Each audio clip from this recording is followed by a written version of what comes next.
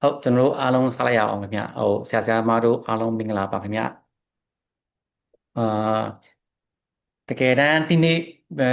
ကျွန်တော်အဲ့ဒီ Zoom ဟာမမပြောဖြစ်တာတော်တော်ကြာပါပြီခင်ဗျအဲအကြောင်းမျိုးမျိုးကြောင့်ပေါ့နော်ဆရာမတို့လည်းကြားမှာပါကျွန်တော်အကြောင်းမျိုးကြောင့်ကျွန်တော်မပြောဖြစ်ဘူးပေါ့နော်ဆိုတော့အဲနော်ဆရာထွန်းကိုထွန်းထွန်းတွေကအကူညီလာတောင်းလို့ပါအဲသူ့ရဲ့ file အကြောင်းပတ်သက်ပြီးတော့နောက်တစ်ခုကနည်းနည်းလေးendo အကြောင်းပတ်သက်ပြီးတော့နည်းနည်းပါးပါပြောပြပါဆိုပြီးတော့လာတောင်းတာလာတောင်းအကူအညီတောင်းတာ ਨੇ ကျွန်တော်အဲပြောဖြစ်တာပါတကယ်တမ်းအဲ့ဒီ Orotel ကဆိုတာကအဲကျွန်တော်ရဲ့ဆရာကျော်မိုးကအဲအရင်ဆုံးကျွန်တော်ပေးစမ်းသုံးကြည့်တာလွန်ဝေးတဲ့မင်းအဲ့ဒါစမ်းသုံးကြည့်လိုက်ပါဦးဆိုပြီးတော့ကျွန်တော်ပေးလိုက်တာပေးပြီးတော့ကျွန်တော်ကအဲအဲ့ဒီ file ကောင်းတဲ့အကြောင်းကိုထွန်းထက်ထွေးကိုပြောလိုက်တယ်အဲ့ဒါနဲ့သူကတီလာယူပြီးတော့တွင်ဖြစ်တာပါဆိုတော့အဲဆရာကျော်မိုးကိုလည်းကျေးဇူးအများကြီးတင်ပါတယ်ဒီမှာကျွန်တော်ရဲ့လက်ဦးဆရာပေါ့ဆရာအောင်ထန်းရယ်ဆရာကျွန်တော်တူတင်အမြဲတူတင်ပေးတဲ့ဆရာကျော်မိုးရယ်ပြီးတော့တင်ဆရာမြင်ဆရာကြားဆရာတွေပေါ့နောက်တစ်ခုအဲ့ဒီ paper အတွက်ကျွန်တော် topic တစ်ခုပြောမယ်ဆိုတော့ paper ကိုလိုက်ရှာပြီးတဲ့ညီမလေးကလျာမျိုးတင့်ကိုလည်းကျေးဇူးတင်ပါတယ်ခင်ဗျဟုတ်ကျွန်တော်တို့အဲစားလိုက်ရအောင်เนาะအဲကျွန်တော်တို့ဒီ tips and tricks for managing calf kennel ဆိုတော့ကျွန်တော်တို့ endo အဲ RCD လုပ်မယ်ဆိုလို့ရှိရင်တော်တော်များများကြုံဘူးကြမှာပါကြုံဘူးကြမှာဆိုတော့ကျွန်တော်အမြဲတမ်းလဲအဲ့လို straight ကန်နဲ့ chair တဲ့ကန်နဲ့ကိုအမြဲတမ်းကြုံချင်မှကြုံရမှာပါဆိုတော့တခါကြလို့ရှိရင်ကျွန်တော် cuff ကြုံရတယ် cuff ဆိုလဲတုံ cuff ဆိုရင်ကိစ္စမရှိပေမဲ့အရန်ကိုအာအာကွေးနေတဲ့ကန်နဲ့ root တွေပါတယ်ဆိုလို့ရှိရင်ပြီးရင်အရန်ကိုobstruct ဖြစ်နေတဲ့ကန်နဲ့ဆိုရင်ကြုံရတဲ့ခါအာအဲဘယ်လို manage လုပ်မလဲဆိုတာနည်းနည်းပါအဲကျွန်တော်ရဲ့အတွေ့အကြုံလေးမျှပေးချင်ပါတယ်ဆိုတော့ကျွန်တော်ရဲ့အတွေ့အကြုံရဲ့ကျွန်တော်ဖတ်ထားတဲ့တင်ဆရာကြားဆရာမြင်ဆရာတို့ရဲ့တင်ပေးတာရဲ့စုပြီးတော့ပြောထားပေးထားပါတယ်တခါကြလို့ရှိရင်အမားပါတော့ရင်လည်းအမားပြန်ပြင်ပေးပါဆရာမတို့နော်ကျွန်တော်နေရုပ်ကနေကြုံတက်တယ်ပေါ့နော်အဲကျွန်တော်အဲ့ဒီကနေကိုအဲအဲ cup ကနေကိုတေချာmanage မလုပ်ဘူး improper အဲ handling ကြောင့်ပါတီအကျိုးဆက်ဖြစ်တတ်တယ်လဲဆိုလို့ရှိရင်ကျွန်တော်ပထမကြုံရမှာကကျွန်တော်ဒီကနေ cup ကနေကို straighten ဖြစ်သွားတာပြီးရင်ကျွန်တော်ပြန်ရှင်းပြပါမယ်။ဘာကြောင့် straighten ဖြစ်သွားလဲဆိုတာအကြောင်းပေါ့နော်။ straighten ဖြစ်သွားတယ်ဆိုတာကမူလကွေးနေတဲ့ကနေကကိုက filing လုံးရင်းနဲ့ကနေကဖြောင့်သွားတာပေါ့နော်။အရင်တော့မကောက်တော့ဘူးပေါ့နော်။ဘာကြောင့်အဲ့လိုမဖြစ်လဲဆိုတာကျွန်တော်ပြီးရင်ပြန်ပြောပြပါမယ်။ပြီးရင်နောက်တစ်ခုကပါဆိုရင်ledge formation ဖြစ်မယ်။ထစ်သွားတာပေါ့ land wet တင်ထစ်သွားတာပေါ့နော်။နောက်တစ်ခုကကျွန်တော်ရဲ့zipping နဲ့အဲ့ဒါ ledge formation နဲ့နည်းနည်းခက်ဆင်ဆင်ရဲ့ဆိုတာနေရာချင်းတာကွာတော့တာပေါ့နော်အဲ့ဒီမှာ apical နားရောက်တဲ့နေရာမှာ zipping ဖြစ်သွားတယ်အဲ့ဒါက perforation ပေါက်သွားတယ်နော်အဲ့ဒါအဲ improper handling ပေါ့သူရဲ့ကာဖေးကြားကိုနားမလဲလို့သူရဲ့ instrument အကြောင်းကိုနားမလဲလို့အတင်းလှုပ်လိုက်တဲ့အတွက်ကြောင့်ကျွန်တော်တို့ကန်နဲ့ရဲ့ပုံစံကာဖေးချားတွေပြောင်းသွားတာပေါ့နော်ဆိုတော့ကျွန်တော်ဘယ်လို handling လုပ်မလဲဆိုတာကျွန်တော်နည်းနည်းမျှဝေပေးပါမယ် okay ကျွန်တော်အဲ့ဒီ straighten ဖြစ်သွားတာ straighten ဖြစ်သွားတာဘာကြောင့်ဖြစ်လဲဆိုရှင်ကျွန်တော်ဟိုပါပေါ့နော်fine fine တုံးတာနည်းနည်းလေးဟိုပါပေါ့ stiffness မာတဲ့ fine ကိုတုံးတယ်အဲအဲကျွန်တော်ဥပမာ stainless steel ပေါ့နော် stainless steel fine တို့အရင်မှာတဲ့ stiffness ဖြစ်တဲ့ nitty fine တို့ဆိုလို့ရှိရင်အဲ့ဒါကိုသုံးရင်ကျွန်တော်တို့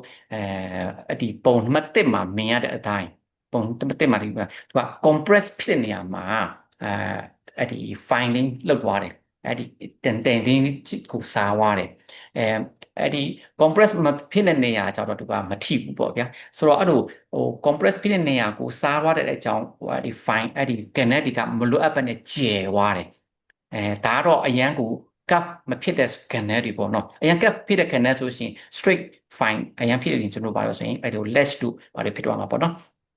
ဆိုတော့အဲ့ဒီအရန် curve မဖြစ်တဲ့fine အဲ့ဒီ canal တွေကို fine အမှားသုံးလိုက်တယ်ဆိုလို့ရှိရင်ကျွန်တော်canal တွေကဖြောင့်သွားတယ်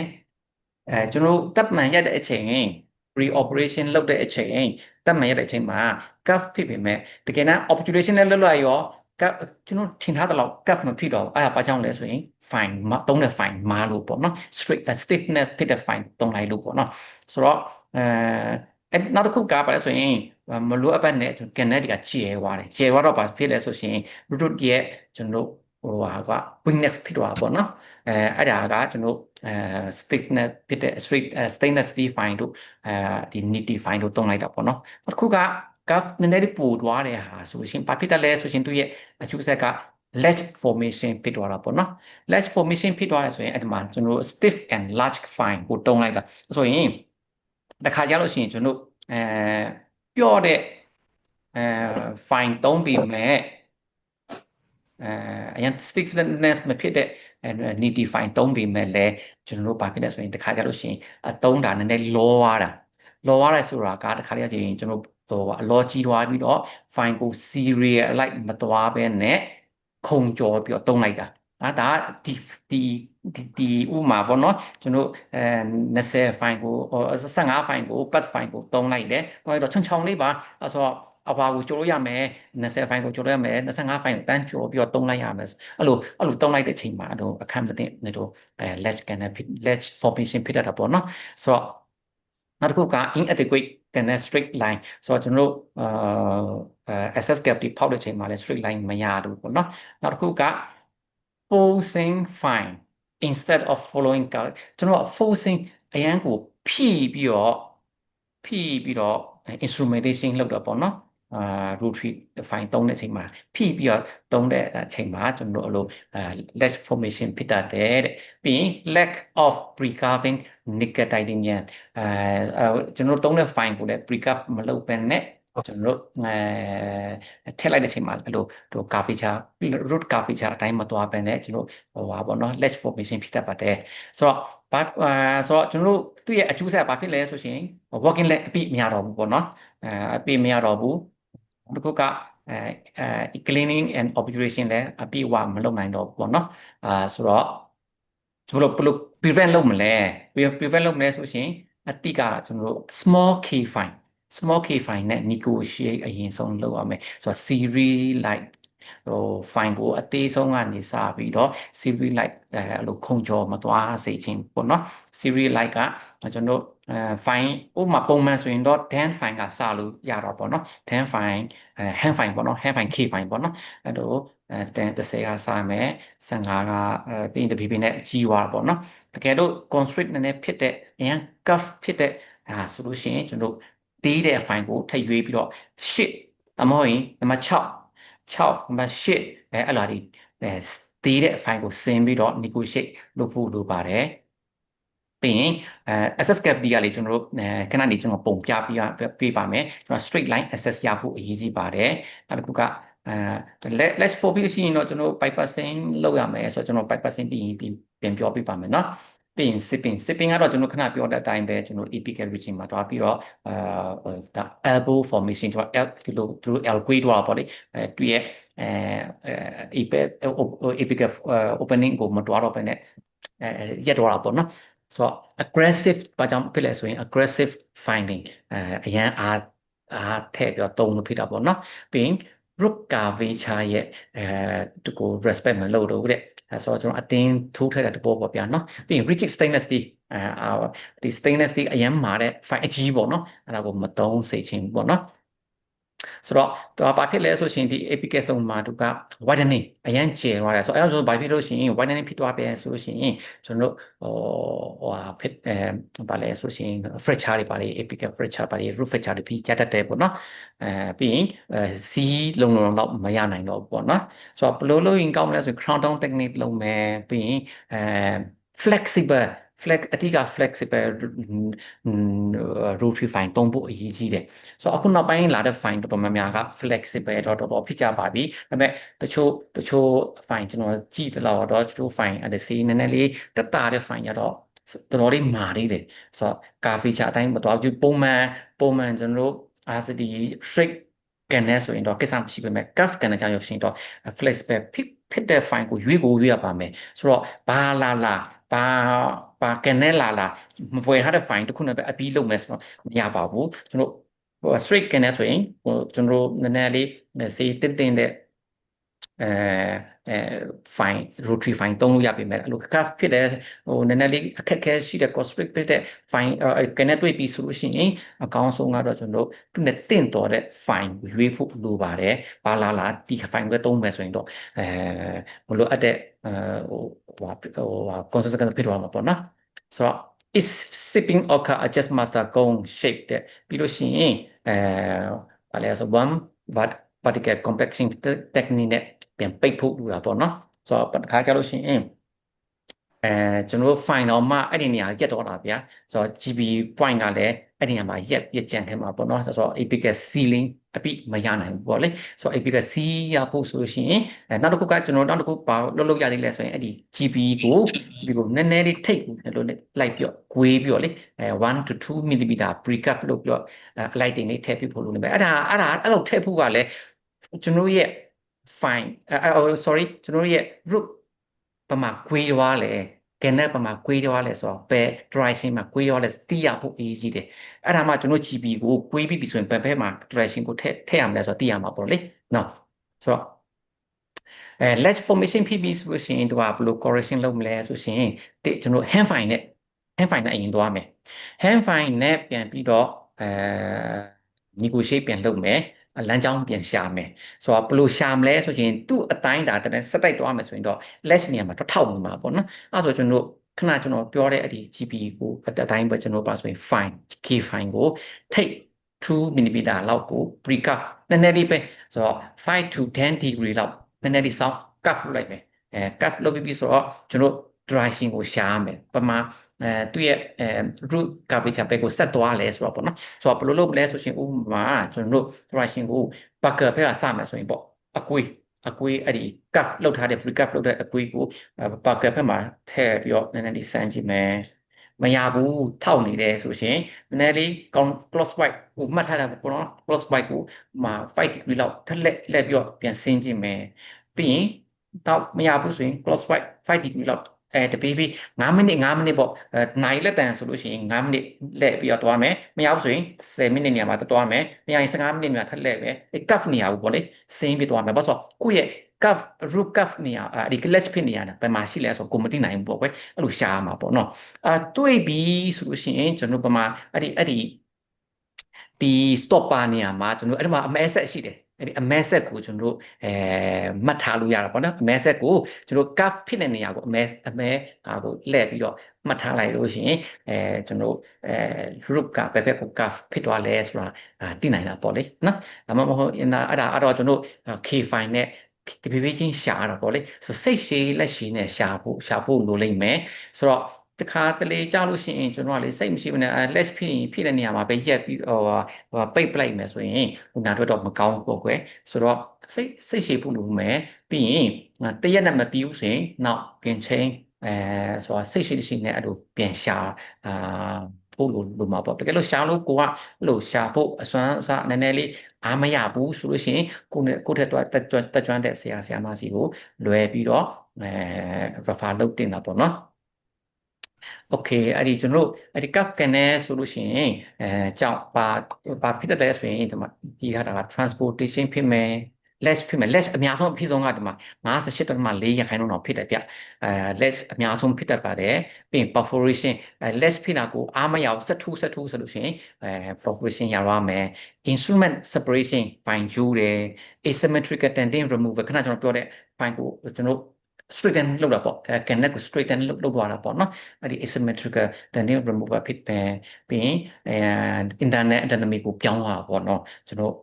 curve မဖြစ်ပဲနဲ့ကျွန်တော် straight ဖြစ်သွားတယ်ဒါမှမဟုတ်ကျွန်တော် tendon blow up နဲ့အများကြီးဖယ်လိုက်ရတဲ့အတွက်ကြောင့် root weakness ရမယ် fracture ရတတ်တယ်ပေါ့နော်ဒါအဲ့ access cavity design ကလေကျွန်တော်တို့over access cavity preparation လုပ်ရင်crown weakness ရမှာပေါ့နော်တကယ်လို့ access cavity လောက်တာအားနည်းသွားပြီနည်းသေးသွားပြီအဲ့လိုဖြစ်မှာဆိုရင်ပြီးတော့သေးသွားမယ်ဆိုလို့ရှိရင်ဘာဖြစ်လဲဆိုရင်ကျွန်တော်ရဲ့ဒီ canal opening ကကျွန်တော် access cavity wall ရဲ့အနောက်ဖက်ရောက်လို့ရှိရင်ကျွန်တော်fine ကိုကွေးပြီးမှထည့်ရတယ်ဆိုရင်အရင် stress fine ပေါ်မှာ stress အရင်များတယ်ဆိုတော့ကကျွန်တော်ဘာလုပ်ရမလဲဆိုရှင်အဲ့ဒီ canal ကိုအပေါ်တက်တကမိုးကြည့်လို့ရှိရင် wall နဲ့အပြိုင်ဖြစ်ဖို့လိုတာပေါ့လေဆိုအရန်ကိုကအဲ့လို access cavity ကျဲမြင်အောင်ဆိုပြအရန်ကိုစားလိုက်မယ်ဆိုရင်လည်း cavity အရန်ကျဲသွားမယ်ဆိုရင်လည်းwall က thickness ကဒါပါသွားလို့ရှိရင် fracture ရနိုင်တယ်နဲသွားပြန်ဆိုရင်လည်း garbage တာအများလို့ရှိရင်အဲ့ဒီပါပေါ့ကျွန်တော် stress line access များတဲ့အတွက်ကြောင့် fine ပေါ်မှာ stress များပြီးတော့ကျွန်တော် fine ကျိုးတတ်တယ်မလို့အပ်တဲ့ ledge formation တွေဖြစ်တတ်ပေါ့နော်ဆို straight line access ရဖို့လိုတယ်နောက်တစ်ခုကအတွေ့အကြုံအရန်တိတ်မရှိသေးတဲ့ဆရာမတို့အတွက်ကတော့ကျွန်တော်ကလေအဲ့ဘားနဲ့ကနေကိုရှာတာထက်ပေါ့နော်ဘာအဲ့လို straight access cavity ဖောက်ပြီးဆိုရင်အဲ့ဒီကနေကိုရှာဖို့ဆိုရင်အကောင်းဆုံးနည်းလမ်းကတော့ကျွန်တော်တို့ချွန်နဲ့ချွန်တဲ့ultrasonic scaler တစ်နဲ့ရှာရင်တော့ပိုအဆင်ပြေ stick scaler နဲ့ရရှာမယ်ဆိုရင်လည်းအဲ့လိုအားနဲ့ဖြစ်တော့မရှာပါနဲ့တူလာတင်တင်းကအဲ့လိုအင်နာမဲလောက်မမာတဲ့အတွက်ကြောင့်လေအဲ့လိုပေါ့ perforation ရတတ်တယ်ဆိုတော့ကျွန်တော်ဘယ်လိုဆိုရင် passively နဲ့အဲ့လိုတတားလေးပဲရှာဖို့လိုလိမ့်မယ်ဆိုတော့သူကတော့ကျွန်တော်ပါလောက်တင်တင်းကိုမဖယ်ပေးတဲ့အတွက်ကြောင့်perforation ရဖို့ chance ကလည်းနည်းနည်းနေတာပေါ့နော်ဆိုတော့ဟိုနဲ့ရှာရင်တော့ဒီultrasonic scaler tip နဲ့ရှာရင်တော့ပိုအဆင်ပြေပါမယ်အကောင်းအရေးကြီးဆုံးကကျွန်တော် straight line access ရဖို့အရေးကြီးပါတယ်နောက်တစ်ခုကကျွန်တော် X-ray အရန်အရေးကြီးပါတယ်ဆိုတော့RCT လောက်ပြီးဆိုရှင်တော့ X-ray ကိုနှမျောလို့မရပါဘူးဆိုတော့ကိုက X-ray ကိုheadset ကြောက်တယ်ဆိုရင် X-ray headset ကြောက်တယ်ဆိုရင်တော့ကျွန်တော်တို့ let apron အများတန်းဝူပြီးတော့ရိုက်ပေါ့နော်နည်းနည်းတော့အလုပ်ရှုပ်မယ်ဒါပေမဲ့ဟိုဆိုတော့အဲ့ဒီ X-ray မှာ access မရှိဘူးဆိုရင်တော့ကျွန်တော်အဲ့လို curve ကနေလောက်ကတိတ်အရန်ကိုခဲရင်တာပေါ့နော်။ဘာကြောင့်လဲဆိုရင်သူအဲ့ဒီကနေက straight ဖြစ်လား curve ဖြစ်နေလားကိုမသိနိုင်ဘူးပေါ့နော်။ဆိုတော့ X-ray ကိုအရင်ဆုံးရိုက်ဖို့လိုပါတယ်။ပြီးရင်ကိုယ့်ရဲ့curve chart ကဘယ်နားမှာရှိမလဲ။ဒါမှ curve ဖြစ်လဲဆိုတာ apex နားမှာဖြစ်လားဒါမှမဟုတ်ရင်ကိုယ်နှစ်ဖက်မှာရှိမလားဒါမှမဟုတ်ရင်ကျွန်တော်တို့escape ဖြစ်မလားဆိုတော့မသိနိုင်ဘူးဆိုတော့အကောင်းဆုံးကတော့ X-ray assessment လိုပါတယ်ကျွန်တော်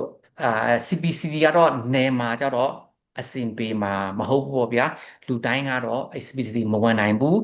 ပြီးရင်မြို့ကြီးမှာပဲကျွန်တော် refer လုပ်လို့ရမယ်နယ်မြို့ကြတော့ refer လုပ်ဖို့ CPCD လုပ်ဟိုခက်ရင်းတယ်ဆိုလို့ရှိရင်ကျွန်တော်ဟိုUPA view ကတော့ရိုက်တင်တယ်ခင်ဗျရိုက်ဆိုတော့pre operation အတွက်တစ်ခါရိုက်မယ်ပြီးရင်ကျွန်တော်လက်တိုင်းတဲ့ချိန်မှာတစ်ခါတိုင်းဖို့လိုမယ်ပြီးရင်ကျွန်တော် confit ရိုက်ချိန်မှာတစ်ခါတိုင်းမယ်ပြီးရင်post operative တစ်ခါတိုင်းမယ်ဆိုတော့အနည်းဆုံး3-4ချက်လောက်ရိုက်3-4ခါလောက်ရိုက်ဖို့လိုတာပေါ့နော်ဆိုတော့ကျွန်တော်X-ray ကတော့အရေးကြီးပါတယ်ဆိုတော့ကာဖီချာပမာရှိလဲဆိုတော့သိရဖို့အရေးကြီးတာပေါ့နော်โอเคနောက်တစ်ခုက video ဟိုအဲ့ဒီ BA view ရိုက်မယ်ဆိုရင်လည်းတခါလေးကြာလို့ရှိရင်ကျွန်တော်တို့ကဒီလိုဒီဘက်ဒီပယ်ဖက်အချမ်းမှာမြင်ရတဲ့အတိုင်းကျွန်တော်ထက်နေတာပေါ့ဗျာအရေးကထက်နေ root ကထက်နေတယ်ဆိုလို့ရှိရင်တခြားမမြင်ရဘူးโอเคအဲ့ဆိုတော့ရှင်ကျွန်တော်နည်းနည်းလေးစောင်းပြီးတော့ရိုက်ပြီး angle radiograph စောင်းပြီးရိုက်လို့ရှိရင်ကျွန်တော်တို့အမြင့်ဘယ်နှချောင်းရှိလဲနောက်တစ်ချောင်း꽌နေတဲ့နောက်ချောင်းကကောက်နေလားဖြောင်းနေလားဆိုတော့သိရမှာပေါ့ဆိုတော့ radiograph ရိုက်လို့ရှိရင်အတက်တစ်ခါရိုက်မယ်ပြီးရင်ကိုစိတ်ထဲမှာတိတ်မတင်ကာဖြစ်ဘူးဆိုရင်တော့နည်းနည်းလေး degree စောင်းပြီးတော့ ရိုက်မှာပေါ့နော်ဆိုတော့CPCD ရှိရင်တော့ပို့ပြီးတော့အဆင်ပြေပါတယ်ဘာကြောင့်ဆိုတော့ proof က garbage ပမာစလဲဆိုရင်တိကျကျတိုင်းလို့ရတယ်ဘယ်ဖက်ကိုစောင်းနေလဲဆိုတော့တီးရတာပေါ့လေဆိုတော့ဒါပေမဲ့ CPCD ကလူတိုင်းနဲ့လက်လန်းမပြေနိုင်ဘူးဆိုလို့ရှိရင်ကျွန်တော်တို့ PAV ကတော့လိုပါတယ်မြတ် okay နောက်တစ်ခုကfine ခဏကျွန်တော်ပြောသလိုဘာလာ define မသုံးမယ်ဘာလာ define သုံးမယ်အဲ့လိုလည်းမဟုတ်ဘူးပေါ့နော်ဆိုတော့ဒီကောင်းတဲ့ fine ဆိုရင်စီးကြီးတယ်ဆိုတော့စီးကြီးတယ်ဆိုရင်အစင်ဟိုဟာ case တိုင်းမှာအစင်မပြေနိုင်ဘူးသုံးဖို့တိတ်အစင်မပြေဘူးနေမှာကျတော့charges ကအများကြီးယူမထားနိုင်ဘူးလေယူမထားတော့ကောင်းတဲ့ fine သုံးရင်ကိုယ့်အတွက်ဘာမှမကြံနိုင်ဘူးပေါ့ကွယ်အဲ့ဆိုရှင်ပုံမှန်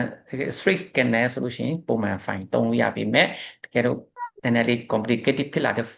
scanner ဆိုလို့ရှိရင်တို့ fine မှန်ဖို့တွေးမှန်ဖို့လိုပါတယ်ဆိုတော့ဒီ flexibility အရင်ကို flexible ဖြစ်မှအဆင်ပြေမှာပေါ့နော်ပြီးနောက်တစ်ခုက hit treated ဖြစ်ဖို့ပိုပြီးတော့အရေးကြီးပါတယ်အဲ့ဒီ fine သုံးမှပဲကျွန်တော် curve တို့ narrow ကနေမှာသုံးလို့အဆင်ပြေပါမယ် okay ဆိုတော့နောက်တစ်ခုက negotiate လုပ်မယ်ကဲနဲ့ကို negotiate လုပ်မယ်ဆိုရင် key fine ကအရန်အရေးကြီးပါတယ်ဆိုတော့ခဏကျွန်တော်ပြောသလိုကျွန်တော်ပုံမှန်ဆိုရင်10 fine ကစပြီးတော့negotiate လုပ်တာပေါ့နော်ဒါပေမဲ့တစ်ခါကြောက်ရှင်ကန်နဲ့တအားသေးတယ်ဆိုလို့ရှိရင်ကျွန်တော်8 fine ဒါမှမဟုတ်ရင်6 number 6 fine အဲ့ဒါမှာကျွန်တော်ဆင်းပြီးတော့သုံးဖို့လိုပေါ့နော် negotiate လုပ်ဖို့လိုပါတယ်ဆိုတော့ဒီနောက်တစ်ခုကကျွန်တော်တို့အဲ့ဒီ K fine သုံးမယ်ဆိုလို့ရှိရင်တခါတလေကြလို့ရှိရင် progress တော့သုံးလိုက်တော့နံပါတ် freely move ဖြစ်သွားပြီကနက်ထက်မှာ freely move ဖြစ်သွားပြီဆိုတော့ကျွန်တော်တို့ကနောက်တစ်ဆင့်သွားတယ်ဒါပေမဲ့အဲ့ဒါကိုကြော်မသွားခင်ကိုသုံးတဲ့ file ကိုအရင်ဆုံးပြန်ကြည့်ပါဦးတခါကြလို့ရှိရင်ကိုယ့်ရဲ့ file ကအရစ်ပြေသွားတယ်အရစ်ပြေသွားတော့ဘာလို့ဆိုတော့ file ကကျင်းသွားပေါ့ file ကသေးသွားတာပေါ့နော် file သေးသွားတော့သူကအထက်မှာ freely move ဖြစ်သွားတာပေါ့နော်အဲ့မျိုးဆိုလို့ရှိရင်ကျွန်တော်က same size ကိုပဲ same size ကိုအတစ်တစ်ချောင်းပြန်ယူပြီးတော့ပြန်ထည့်ကြည့်ပါအောင်လော်ကြည့်ပြီးတော့အရှိဟိုပါကိုကြီးတဲ့ file ကိုမပြောင်းခင်ပေါ့နော်ဆိုတော့ကိုထုတ်negotiate လုပ်လို့အဆင်ပြေတယ် free remove ဖြစ်သွားကဏ္ဍမှာ free remove ဖြစ်သွားပြီဆိုရှင်ထုတ်ကြည့်လိုက်လို့အထက်မှာအရင်မလည်းမပြေဘူးဆိုရင်တော့ကြီးတဲ့ file ကိုပြောင်းရမယ်6ပြီး8ပြီး10 10ပြီး15တော်လို့ရတာပေါ့နော်တကယ်တော့ကိုတုံးတဲ့ file ကအထက်မှာအရင်ပြေသွားတယ်ကျင်းသွားတယ်တေးသွားတယ်ဆိုရင်ကျွန်တော်တို့နောက် specific မသွားခင် file အတစ်နဲ့ same size နဲ့ပြန်ပြီးတော့ negotiate လုပ်ကြည့်ပါနော် okay control memory file အဲ့ဒီ curve နဲ့အတွက်က control memory file ကအရင်ဟိုအဆင်ပြေတာပေါ့နော်သုံးရတာပို့ပြီးအဆင်ပြေပါတယ်ဒီနာမည်ကြီးတဲ့ coding ကလာတဲ့ high flash ကတော့ control memory file ကတော့စေးကြီးလုံးပါတယ်ကျွန်တော်တော့မှတက်ကလာနက်ကလာသုံးကလာအဲ့လောက်ပဲအများကြီးမသုံးနိုင်ဘူးကျွန်တော်တို့ကနေမှာအောက်ထိမရဘူးဆိုတော့လေRCD charges ကအများကြီးမယူနိုင်တဲ့အတွက်ကြောင့်အဲ့ဒီ high flash file သုံးဖို့ကတော့ကျွန်တော်အတွက်တိတ်တော့အဆင်မပြေအဲကြတော့ကျွန်တော်ကဒီနောက်ဆုံးရောက်တော့ဒီ Orotaka ကိုပဲအားကိုးရတာပေါ့ဗျာတရုတ်ကိုပဲအားကိုးရတာပေါ့လေဆိုတော့အဲ့ဒီ control memory define ကဘာလဲဆိုရှင်ကျွန်တော်သူကpassively move သူကခဏကျွန်တော်ပြောတဲ့ stiff အရင်ဖြစ်တဲ့ဟာဆိုလို့ရှိရင်ဘလိုအပ်တဲ့ wall compress ဖြစ်တဲ့ wall စားပလိုက်တာကိုဆိုတော့ control memory file ဆိုတော့သူက feature အတိုင်းသွားပါဆိုတော့ passively cutting သွားတာပေါ့လေဆိုတော့minim သူကဘာလဲဆိုရှင် minimally evasive သွားတာပေါ့နော်ဆိုတော့အဲ့ဒီ severe နဲ့ shape root canal ဆိုလို့ရှိရင်တော့ကျွန်တော်အဲ့ဒီ control memory file ကပို့ပြီးတော့အဆင်ပြေပါတယ်โอเคဒါကတော့ကျွန်တော်ပါလဲဆိုရှင်unity file ပေါ့ unity file ကိုအဲ့ဒီရေကကျွန်တော်30 degree လောက်ပါထားပြီးတော့နော်ဖြောင်းသွားပြီဒါ unity file အားကြောင့်လို့ဆိုရင် cup canal တဲ့ကို body temperature ထဲဝင်သွားပြီဆိုလို့ရှိရင်သူက cup pre-cup လုပ်ထားပြီမလဲ body temperature ထဲဝင်သွားပြီဆိုတော့ဖြောင်းသွားပြန်ရောဆိုတော့ဒါ oracle က file ကတော့ကျွန်တော် pre-cup လုပ်လိုက်တယ် body temperature နဲ့ဝင်သွားတယ်ဒါပေမဲ့ cuff အနေထားမပြောင်းလဲဘူးဒါ control memory လို့ခေါ်ပါတယ်ဆိုတော့ကျွန်တော်ဒါကြောင့်မလို့ကျွန်တော်အဲ့ဒီ curve ကန်နဲ့ဆိုရှင်တွေ့တဲ့ file နဲ့မလုပ်ပါနဲ့ needy file တိုင်းလည်းအဆင်မပြေပါဘူးเนาะဆိုတော့တခုတော့ရှိတယ်ကိုက control memory file ကိုလည်းအဆင်မပြေဘူးဗျာခုလက်ထက်မှာရိုးရိုး needy file ပဲရှိတယ်ကိုအဲ့လို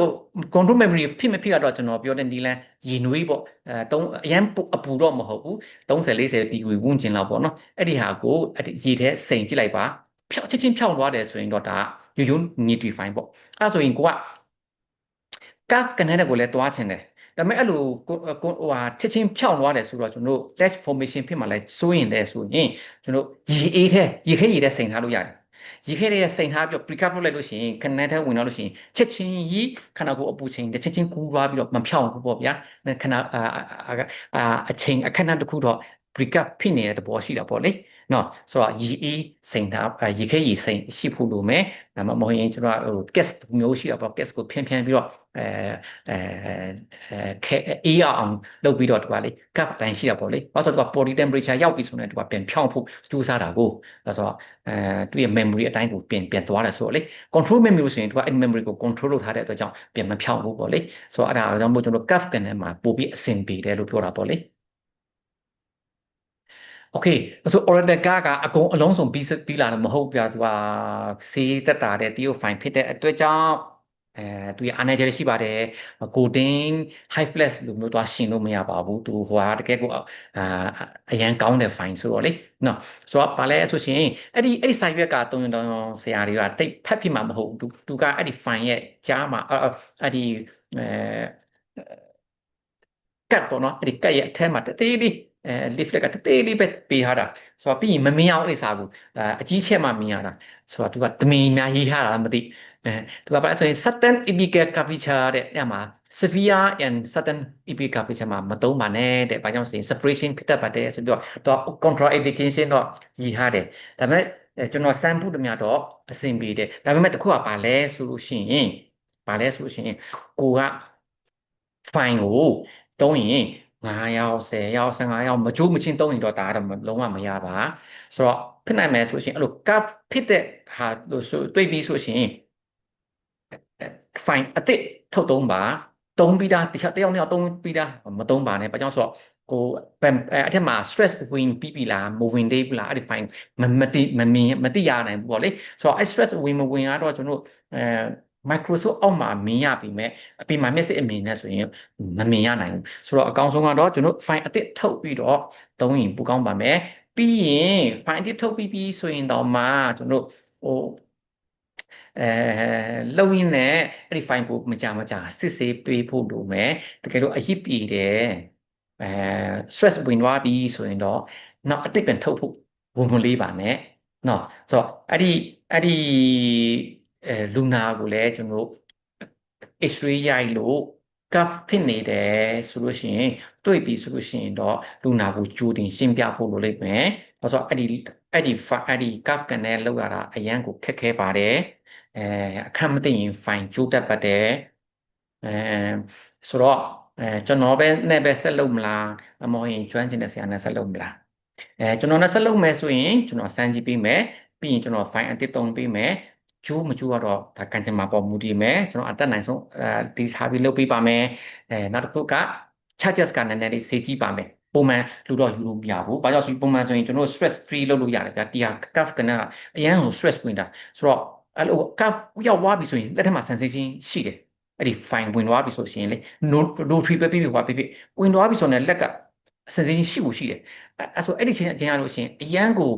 ဟိုနှလုံးချက်မတက်အောင်ကိုအရန်ကိုကြောက်ရတယ်ကိုဖိုင်ကျိုးများကျိုးမလားဆိုပြီးတော့လေဘာမှမဖြစ်ဘူးရှော့ဆူပြန်ထွက်လာပြီးဆိုတော့ပဲအလုံးကြီးကျသွားတာအဲ့လိုမျိုးဆိုတော့ stress အရန်များပါတယ်ဆိုတော့ charges ကိုနည်းနည်းတော့ပိုယူရလိမ့်မယ်ပြီးရရှင်လူနာကိုကြိုတင်ရှင်းပြဖို့လိုလိမ့်မှာပေါ့နော်โอเคနောက်တစ်ခုကအဲ့ဒီ cup ကနေဆိုရင်သူကဒီ reciprocal fine ပေါ့နော်အဲ့ဒါတုံးရင်လည်းအဆင်ပြေပါတယ်ဆိုတော့ဒါမဲ့ reciprocal fine ကလာဆေးအောင်နည်းနည်းတော့များတာပေါ့နော်ဆိုတော့နောက်တစ်ခုကမေးစရာရှိတယ်ကျွန်တော် conventional rotary fine ကို reciprocating motion နဲ့သွားလို့ရလား effect နဲ့သွားလို့ရလားဆိုရင်လုံးဝမရပါဆိုတော့ဘာကြောင့်လဲဆိုရှင်ကျွန်တော်တို့ ဒီ rotary fine က cutting edge ကိုဘယ်လို design လုပ်ထားလဲဆိုရင် unidirection တစ်ဖက်ပဲလဲဖို့ train ထားတာ cutting edge ကလေတစ်ဖက်ပဲလဲဖို့ပဲ train ထားတာနောက်ပြန်လဲဖို့ train ထားတာမဟုတ်ဘူးနောက်ပြန်လဲပြီးရင် stress ဝင်သွားပြီအဲ့လိုဆိုလို့ရှိရင်အခမ်းမတိကျိုးတက်တယ်ကျွန်တော်ကိုယ်တိုင်ဖြစ်ဖူးပါတယ်နာမည်အရန်ကြီးတဲ့ fine တစ်မျိုးပါနာမည်အရန်ကြီးတဲ့ fine တစ်မျိုးကိုစီးတော်ကြီးတယ်အရန်ကြီးတယ်မြန်မာနိုင်ငံမှာစီးအကြီးဆုံးမြန်မာနိုင်ငံမှာစီးအကြီးဆုံး fine ကိုကျွန်တော်အဲ့ဒီcounter clause by နဲ့အဲ့လို reciprocal နဲ့ effect နဲ့တော့လုပ်လိုက်တာအဲ့တော့ကျွန်တော်တကယ်တော့မသိဆိုတော့လုပ်လိုက်မှကျိုးသွားတာအဲ့မှကျွန်တော်စာပြန်ဖတ်လိုက်မှသုံးလို့မရဘူးဆိုတာသိလိုက်ရတယ်ဆိုတော့ဆရာမတို့ကျွန်တော် reciprocating effect နဲ့ရိုးရိုး fine ကိုတွားမသုံးပါနဲ့အရင်အရေးကြီးပါတယ်ကျိုးတတ်ပါတယ်ခင်ဗျာပြီးရင်ကျွန်တော်အရေးကြီးဆုံးကဘာလဲဆိုရှင်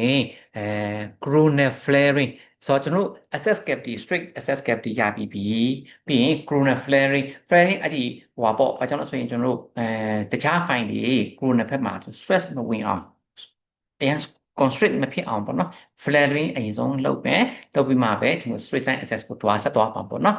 ပြီးရင် patency ကိုခဏကျွန်တော်ပြောတဲ့အတိုင်းပဲ patency ကိုကျွန်တော် small k file ကစမှာပေါ့နော် small k file ကိုကျွန်တော်precaf လုပ်ပြီးတော့ precaf လုပ်ပြီးတော့ကျွန်တော် precaf ဘယ်မှာစဘာလုပ်ရမလဲဆိုလို့ရှိရင်ကျွန်တော်ဟို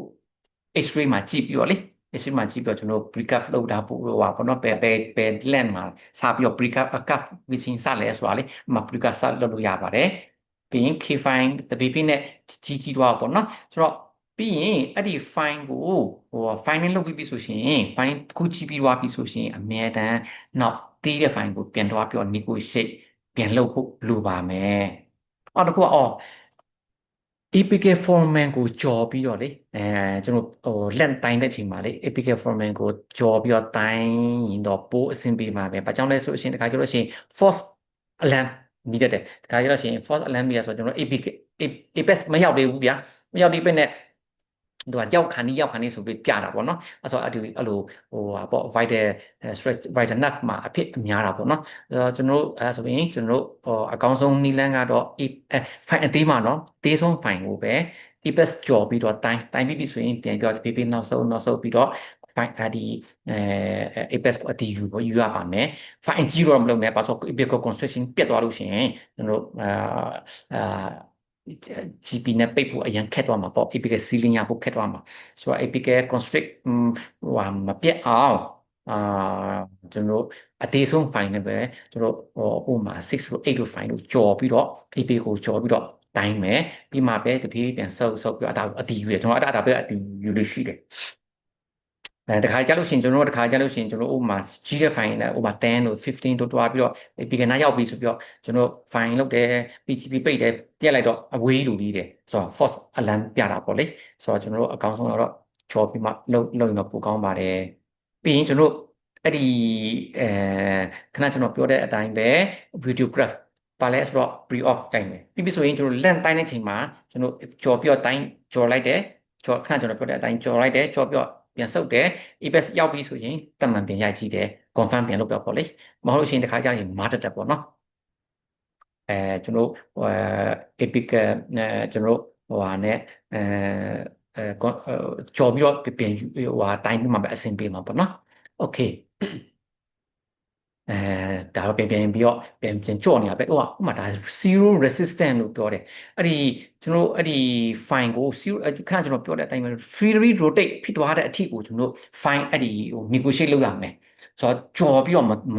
မသွားပါနဲ့ latch free ပါတယ်ဖြစ်သွားမှာဆိုလို့လေဆိုတော့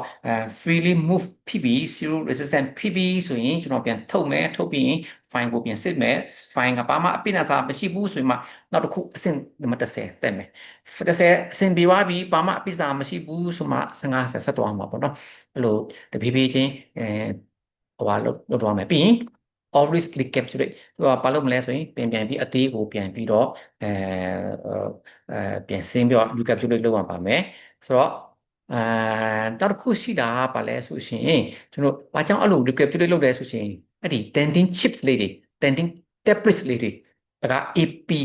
APEX မှာတွားပြီးစုလို့ရှိရင်ကျွန်တော်တို့တခါလေကြားလို့ရှိရင်လေ ကျွန်တော်တိုင်းတဲ့အချိန်မှာဥပမာအဲ walking length က7ရတယ်ဆိုပါစို့ဒါပေမဲ့တကယ်တမ်းfinding လောက်ရင်းနဲ့7မရှိတော့ဘူး16ရက်သွားတာဆက်ထိုးလို့မရတော့ဘူးရက်သွားတာပေါ့ဆက်ထိုးလို့လည်းဘလို့မှမရတော့ဘူးဘာကြောင့်အဲ့လိုဖြစ်လဲဆိုရှင်ကျွန်တော်ရှေ့တူပဲသွားနေတာရှေ့တူပဲသွားနေတာဆိုတော့အဲ့လိုရှေ့တူတော့သွားရင်းနဲ့ကျွန်တော်ကအဲ့ဒီ Danny chip တွေကတော့ fine နဲ့အတူပြန်ပါလာပြီမဲ့တချို့ debris တွေကထိပ်ကိုသွားတယ်အများစုကတော့နောက်ဘက်fine နဲ့အတူ corona ဘက်ကိုပြန်တက်လာတာပေါ့လေဒါပေမဲ့တချို့ chips လေး tips လေးအဲ့ဒီ debris လေးတွေကထိပ်မှာတော့ပိတ်လို့ရှိရင်များလာတဲ့အမျှဒီ apex ကပိတ်သွားရောအဲဆိုကျွန်တော် walking length ကတူတဲ့တူပါရော7မဟုတ်ဘဲနဲ့8 16ဖြစ်သွားရောအဲ့လိုဖြစ်တတ်တယ်အဲ့ဒါမို့ကျွန်တော် always recapitulate အသေးနဲ့ပြန်ပြီးတော့ recapitulate လုပ်ရပါမယ်နော်နောက်တစ်ခုကအဲအဲ speed ကတော့မြန်လို့မရပါဘူး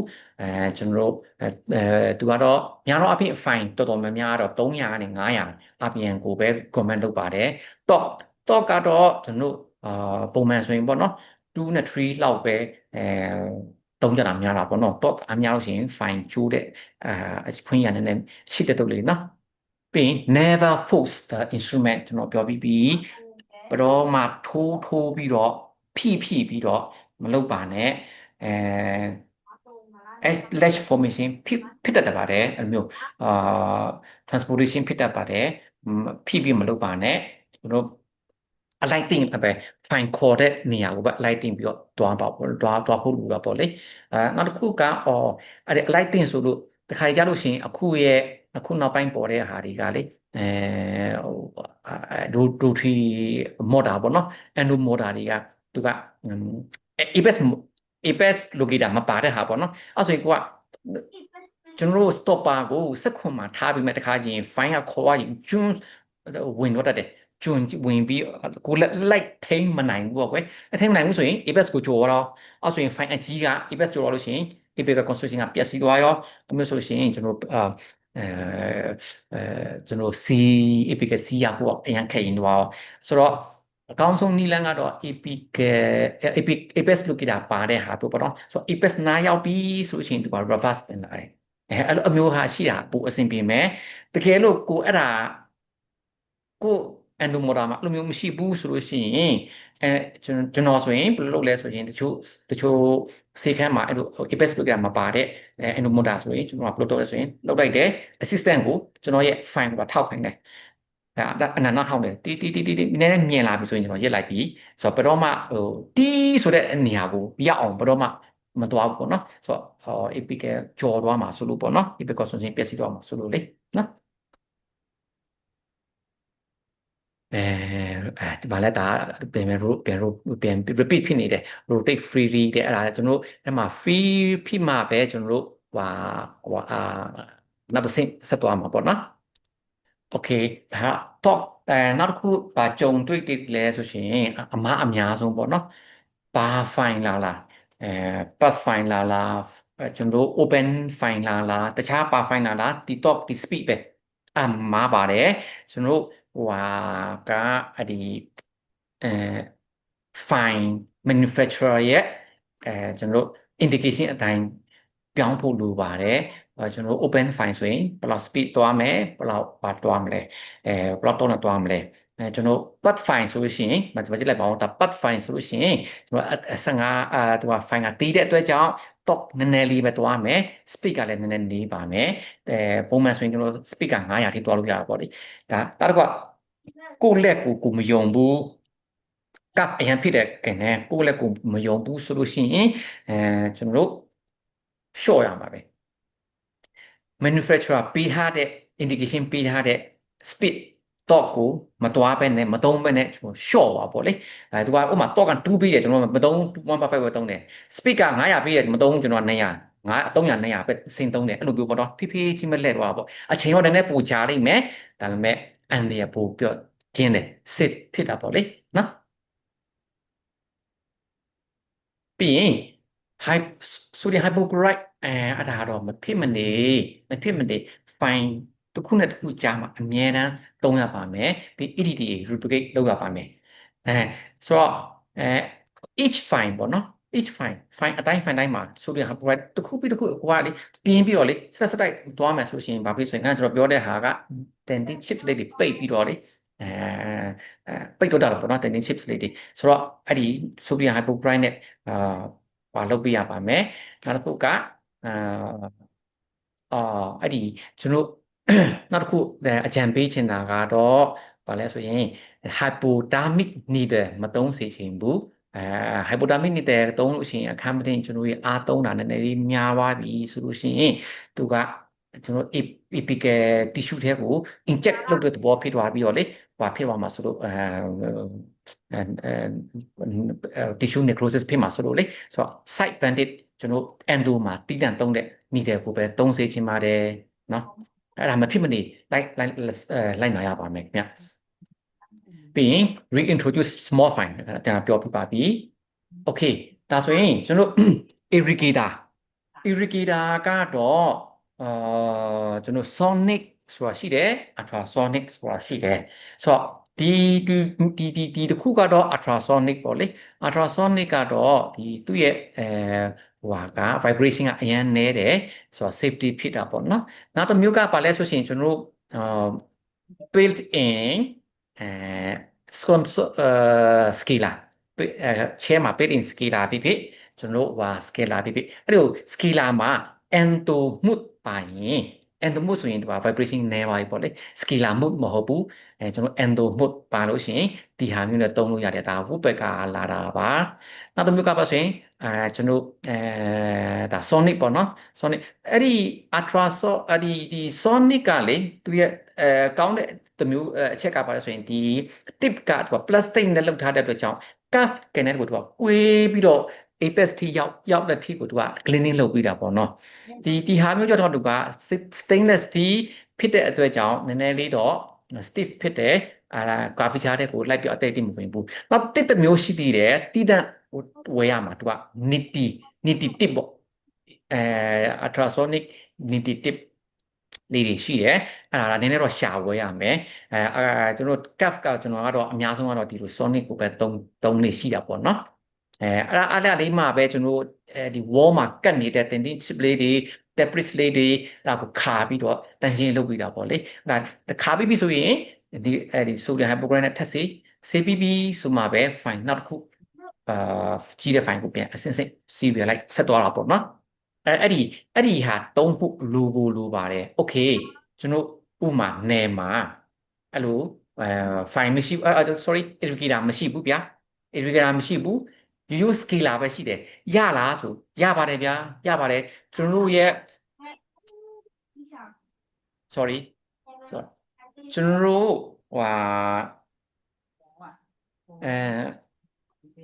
ရိုးရိုး scalar tip ကိုဘာလုပ်မလဲဆိုရှင်ကျွန်တော်ရဲ့ hand fine stainless steel K fine ပေါ့နော်အဲ့ဒါကိုထည့်ပြီးရင်အဲ့ဒီ stainless steel fine ကို scalar tip နဲ့တော့ထိပေးမယ်အဲ့ဆိုရင်လေဒါultrasonic scalar irrigation လို့ဒီလိုပဲပေါ့နော်ဆိုတော့တကယ်လို့ဟို scale အဲ့လို irrigator မဝယ်ထားဘူးဆိုရင်ဒီနီလန်နဲ့ဖြည့်ရှင်းလို့ရပါတယ်ကျွန်တော် fine 10 fine မဟုတ်ရင်15 fine နဲ့ကျွန်တော်nitty fine နဲ့ဆိုရင်တိတ်အဆင်မပြေပါstainless steel fine မှာပို့အဆင်ပြေပါပဲเนาะပြီးရင်sharp edge hand fine ဒါတော့ဟိုအစားပြန်စား indica feature fine နေ replace fine regularly ကျွန်တော်ခဏကျွန်တော်ပြောတဲ့အတိုင်းပဲ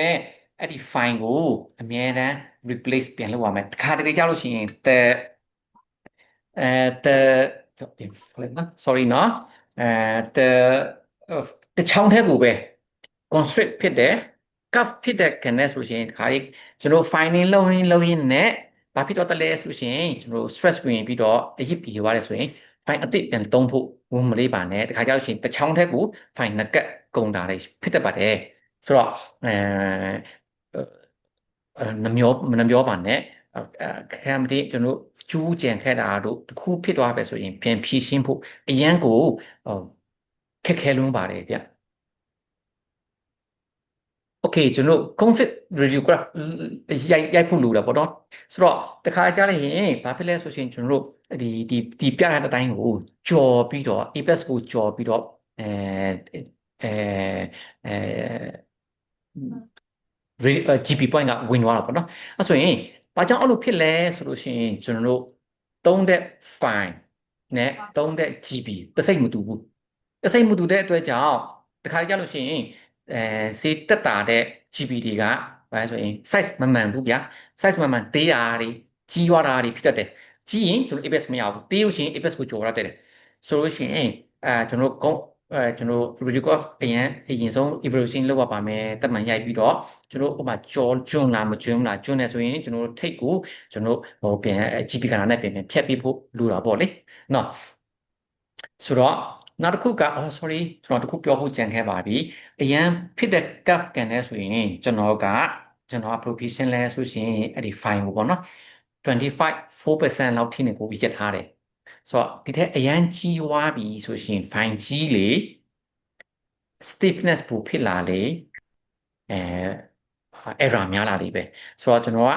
အများအားဖြင့်25% မှာရက်တယ်အမွေ34% မှာရက်လိုက်တယ်6% ကတွားခဲတယ်6%ကိုလေ6%အရင်ကြီးတဲ့အတွက်ကြောင့်ပေါ့လေဆိုတော့အဲ့လိုတွားခဲတယ်ဆိုတော့ကျွန်တော်ကတော့ဟိုပါပဲ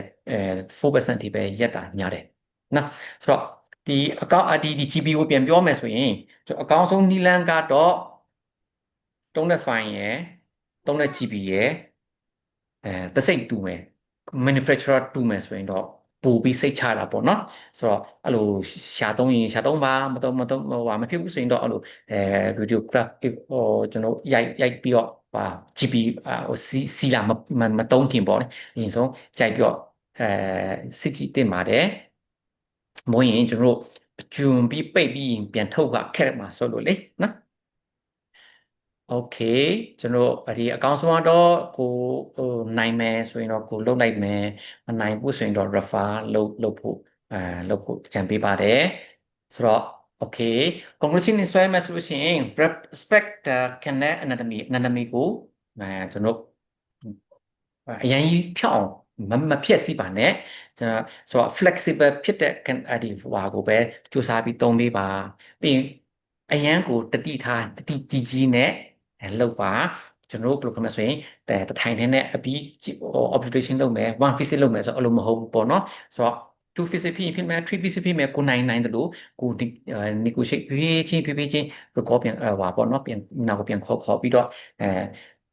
စိတ်ရှိလက်ရှိနေပေါ့နော်လုပ်ပေးပါတိတ်ထားကြီးနဲ့လုပ်ပေးပါပြီးရင် appropriate tools ဆိုတော့မှန်ကန်တဲ့tools သုံးဖို့လိုပါတယ်ဘာလာ define သုံးမယ်ဆိုတော့အဆင်မပြေပါဘူးနော်ဆိုတော့ဆရာဆရာမများအားလုံးကိုကျေးဇူးတင်ပါတယ်ဆိုတော့နောက်တစ်ခုသိချင်တာရှိတာတွေဒါမှမဟုတ်မရှင်းတာတွေရှိတာတွေဒါမှမဟုတ်ရင်ကျွန်တော်နီလန်းကနည်းနည်းလေးနည်းလွဲနေရဆိုရင်ကျွန်တော်ဟိုလမ်းကြောင်းတဲ့ပေးခြင်းနဲ့အကြံပေးခြင်းနဲ့ဆရာဆရာမရှိရင်အားလုံးဖိတ်ခေါ်ပါတယ်ခင်ဗျာ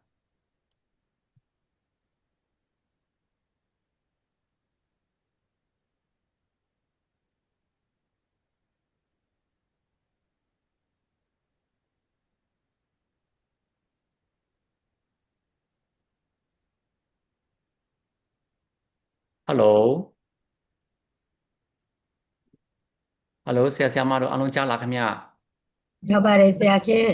ကြားဟုတ်ပါတယ်ဟုတ်ဗျာဟုတ်ကဲ့ကြားပါတယ်ဟုတ်ကဲ့အကြံပေးချင်တာတွေဆွေးနွေးချင်တာတွေရှိရင်ပြောပါခင်ဗျာဆရာမေးချင်တာတခုရှိပါတယ်ဆရာဟုတ်ကဲ့ဆရာဟုတ်ကဲ့ကျွန်တော်တို့ GP ကုန်း fit ပေါ့နော်ဆရာကုန်း fit ကျွန်တော်တို့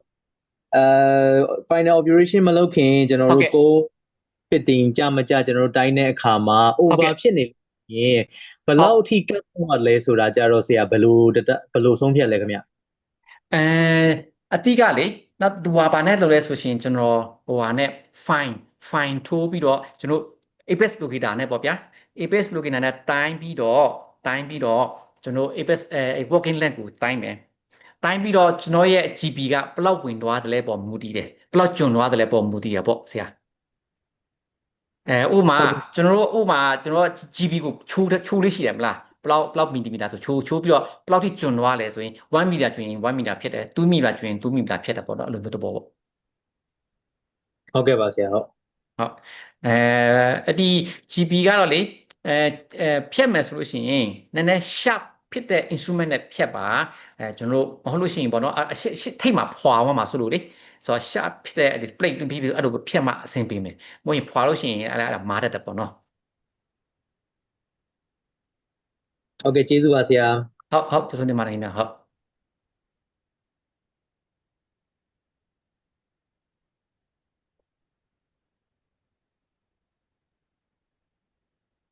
ဟုတ်မေ့ချင်သေးလားခင်ဗျဆွေးနွေးချင်သေးလားခင်ဗျတကယ်လို့အခုချက်ချင်းတတိမရသေးဘူးဆိုလို့ရှိရင်လည်းကျွန်တော်ရဲ့ Messenger မှာလာမေးလို့ရပါတယ်နောက်ကျွန်တော်အဲ့ဒီကိုကျွန်တော်YouTube မှာတင်ထားပြီးမှာပဲခင်ဗျနောက်ပြန်နားထောင်လို့ရအောင်ပေါ့နော်ပြီးရင် line မရတဲ့နယ်ကဆရာမတွေအတွက်နောက်တစ်ချိန်ပြန်နားထောင်လို့ရအောင်ပေါ့လေဆိုတော့နောက်တကူကျွန်တော်ကိုဒီအကြံပေးချင်တာလေးရှိရင်လည်းကျွန်တော်စီကို message ပို့ပြီးတော့အကြံပေးလို့ရပါတယ်ဆိုတော့အမြဲတမ်းပေါ့နော်ဆရာကျော်မိုးတို့ပေါ့ဆိုရင်တော့ကျွန်တော်တကူမားပြီဆိုရင်လွန်ဝေးမင်းအဲ့လိုလုပ်လို့ရင်ပိုကောင်းတယ်ဟိုမျိုးလုပ်ရင်ပိုကောင်းတယ်အဆင်ပြေဆိုပြီးအမြဲတမ်းတွင်တင်ဆုံးမလေးရှိတယ်ဆိုတော့အဲ့လိုအကြံလက်ခံပါတယ်ခင်ဗျအကြံပေးတာကိုလေ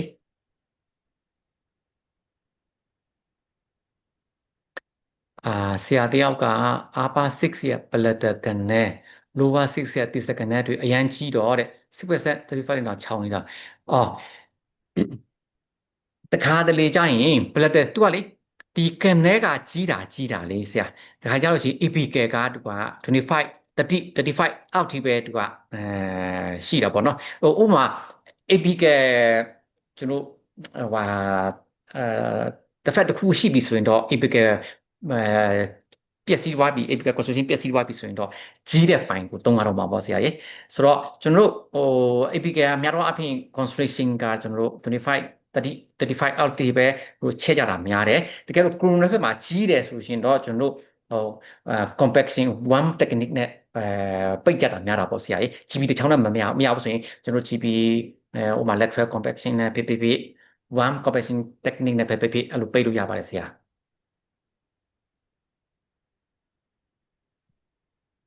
အတိကကျွန်တော်ပေါ့ fine ကြီးတယ်ဆိုတော့ကနေကြီးတယ်ဆိုတာကကိုရိုနာဖက်ကကြီးတာပါ epic ကကြီးသွားတာမဟုတ်ပေါ့နော် epic က the fact ရှိမှာပဲကျွန်တော်open apex ဖြစ်မှာပဲကျွန်တော် fine ကြီးကိုတွားလေးရှိတာပေါ့ဆရာကျွန်တော်ရဲ့အတွေ့အကြုံအရာပေါ့နော်နောက်ဆရာကEndo motor တွေမှာပါတဲ့ clockwise 150 clockwise အဲ့ဒါ motion တွေကျတော့ဘယ်လိုသုံးလဲအဲ့ဒါကကျွန်တော်ကတော့ပြော reciprocal fine ဒီမှာသုံးရတာဗျသူက clockwise clockwise ကလေ reciprocal fine မှာပဲသုံးလို့ရမယ်ရိုးရိုး fine မှာတော့သုံးလို့ရှိရင်ကျွန်တော်အဲ့လိုကိုတော့သုံးလိုက်တာကျိုးတယ်ဗျ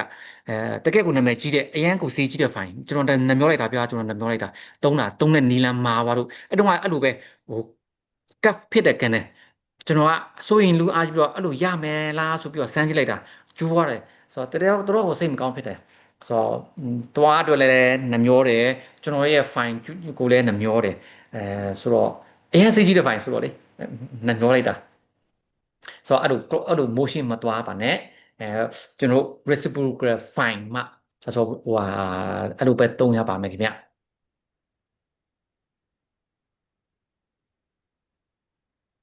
ဟုတ်တယ်ဆရာ lateral compression ရတယ်လေဆရာ lateral compression လုပ်မယ်ဆိုလို့ရှိရင်ကျွန်တော်တို့GPU ထည့်ပြီးပြီဆိုရင်ကျွန်တော်ဗာလဲကျွန်တော်မိဒီခေါ်ဘလို့ခေါ်လဲ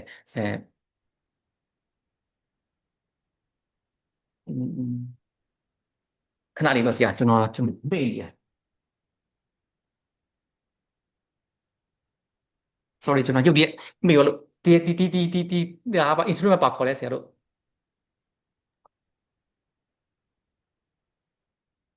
GPU ကိုဖြည့်တဲ့ဟာလေးဆရာ ပလက်ကလားပလက sorry အဲ့ဒီပလကကျွန်တော်ကလေအပူနဲ့ပေးရတယ်အပူနွေးလေးပေးရတယ်ပေါ့နော်အဲ့ဒါကိုlateral compression ပေါ့လေအပူနဲ့တွေးပေးပြီးတော့ခြောင်တဲ့ဖက်ကိုကျွန်တော်ထိုးလိုက်တယ်ဆိုတော့အဲ့ဒီ GB ကိုအပူပေးပြီးတော့ဘေးကိုကတ်သွားအောင်ပေါ့လေပြီးရင်နောက်နေရာ space ထွက်လာပြီဆိုရှင်နောက်သေးတဲ့ GB တပူထပ်ထည့်တယ်ပြီးဆိုလို့ရှိရင်နောက်အဲ့ဒီ plug ကိုအပူထပ်ပြီးအဲ့လိုဆို lateral compression technique နဲ့လုပ်လို့ရတယ်ဆရာဘာလို့ဆိုတော့ one technique ကအဲ့ဒီ set ကစေးတဲ့ကြီးတယ်ဆိုတော့လေဆိုတော့ဒီ case တိုင်းနဲ့လည်းအဆင်မပြေနိုင်ဘူးဆိုတော့လေနော်အဲ့ဒီ lateral compression နဲ့အဆင်ပြေပါတယ်ခင်ဗျ Lucia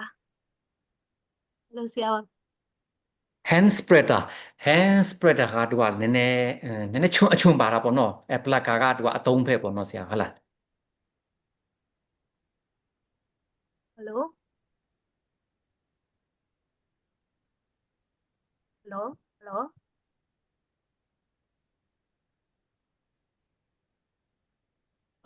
hand fine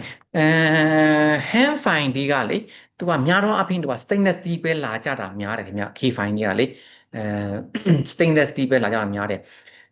nitty fine ကတော့တကယ်ပြောရှင်းပြောရင်ကျွန်တော်မတုံဘူးသေးဘူးဗျnitty fine ကကျွန်တော်တုံဘူး K fine ကတော့များတော့အပြင်ကျွန်တော် stainless steel ပဲ K fine လေးပေါ့နော်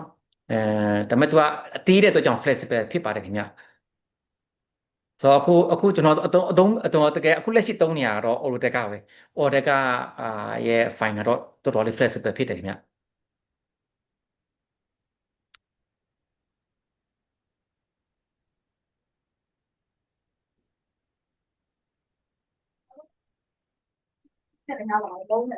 အဲ့လိုပါလေfine တော့ဟိုပါပေါ့နော်သူက one can နဲ့ to to apex ပေါ့နော်အမျိုးဆိုလို့ရှိရင်သူကကျွန်တော်ရှိတဲ့တခုကဘာလဲဆိုရှင် main canal ကိုတော့ကျွန်တော်တို့ကတော့အကြီး fine အကြီးနဲ့တွားတယ်အဲ့ဒီ accessory canal ကတော့ကျွန်တော်တို့အသေးနဲ့ပဲfine အသေးနဲ့ပဲတွား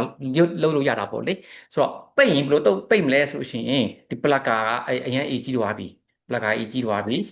ဆိုတော့နောက်တစ်ခုကအဲ့ဒီအဲ cutting pen ပေါ့ကျွန်တော်တို့ GB cutting pen ပေါ့နော်အဲ့ဒါလည်း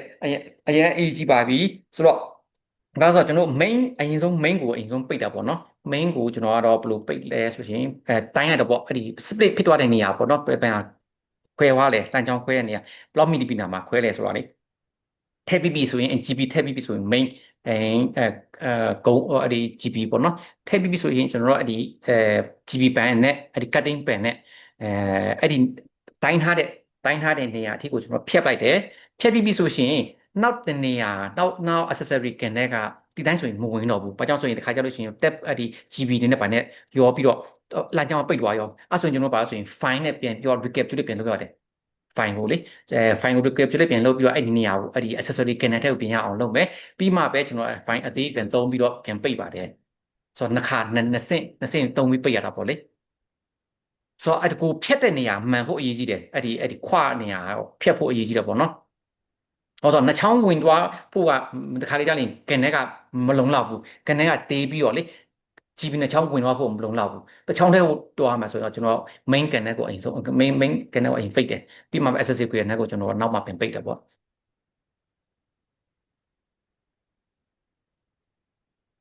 အမျိုး case ကဆိုရှင် GB radio X-ray ကပို့ပြီးတော့လိုသွားပြီကိုပိတ်တဲ့နေရာမှန်လားဖြတ်တဲ့နေရာမှန်လားဆိုတော့လေX-ray ကိုတဖြောင်းဖြောင်းရိုက်ဖို့လိုသွားပြီဆိုတော့ကျွန်တော်တို့လေကျွန်တော်အကောင်းဆုံးကတော့ apron leg ကတော့တော်တော်လေးကိုဝတ်ဖို့လိုပါတယ်ခင်ဗျာ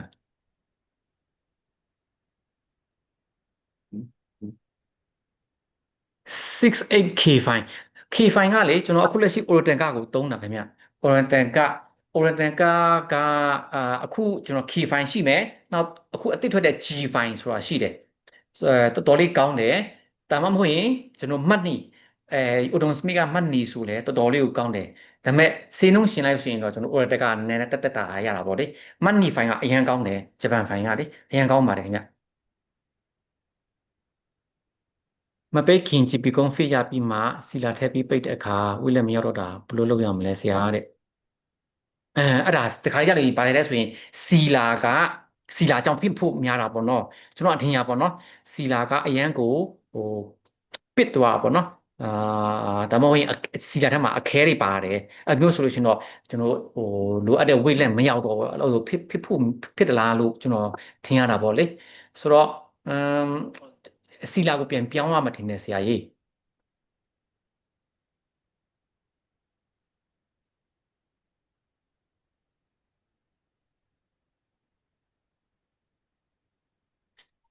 တော်တာစောစော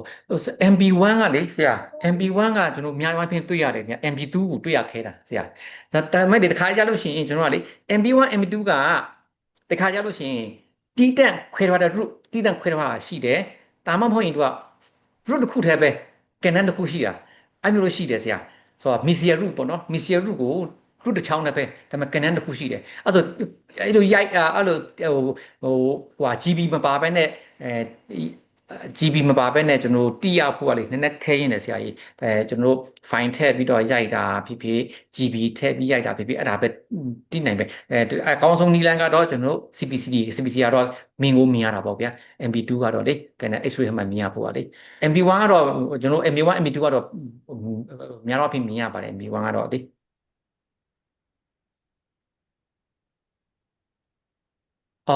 calcify ကနေအဲ့ဒါကိုကျွန်တော်တီးတဲ့တခုပြန်လုပ်ပေးပါမယ် calcify ကနေကိုလေသူကလည်းအခုလိုမျိုးပဲနည်းနည်းလေးဒီtopic တခုလုပ်ပေးပါမယ်ခင်ဗျကျွန်တော်က sodium hydrochloride တော့ 5% သုံးတယ် 5% 5သူကတော့တမကြီးက5.25ထင်တယ်နော် 5% တော့300တော့များတယ်ခင်ဗျခဏကျွန်တော်ပြောတော့လေ hypodermic needle မတုံးဖို့အရေးကြီးတယ်ပြီးရင်နောက်တစ်ခုကအကောင်းဆုံးကတော့rubber band တုံးပြီးရင်တော့ပိုအဆင်ပြေတယ်ခင်ဗျ rubber band နဲ့အဲဆိုအရန်ကိုဆိုဒီယမ် chloride က percentage ပြင်းတယ်ပေါ့နော်5%ဆိုတော့ပြင်းတယ်အဲဆိုလူနာပတ်သက်ထဲမှာအနည်းဆုံးဗျာကျွန်တော်တို့အာကောင်းတွေပါဝင်သွားပြီဆိုရင်တော်တော်လောင်နာတယ်လောင်တယ်ပြောနော်ဆိုတော့ဝါနဲ့ rubber band တုံးပေးဖို့အကြံပေးပါတယ်နောက်တစ်ခုက rubber band အဆင်မပြေဘူး rubber band အဆင်မပြေဘူးဆိုရင်ကျွန်တော်တို့အဲ့ဒီ class 2အများဆုံးအဖြစ်များဆုံးက class 2နေရာမှာ class 2ကို hypocrat ထည့်လိုက်ပြီးဆိုရင်ရှန်ပြီးတော့ကျွန်တော်ပတ်သက်တက်ရောက်တော့တာပေါ့နော်ဆိုတော့အဲ့ဒီ class 2ကိုအရင်ဆုံး feeling အရင်လုပ်ရမယ် class 1ဖြစ်အောင်အရင် feeling လုပ်ရမယ်ပြီးဆိုလို့ရှိရင် assistant က section ပေးမှာ section အများအားလုပ်ပေးဖို့လိုမယ် section ကကျွန်တော်တို့ဒီလိုရိုးရိုးsection နဲ့အဆင်မပြေပါဘူးသူကပါလဲဆိုရှင်ကျွန်တော်တခုပြင်ပြမယ်နော်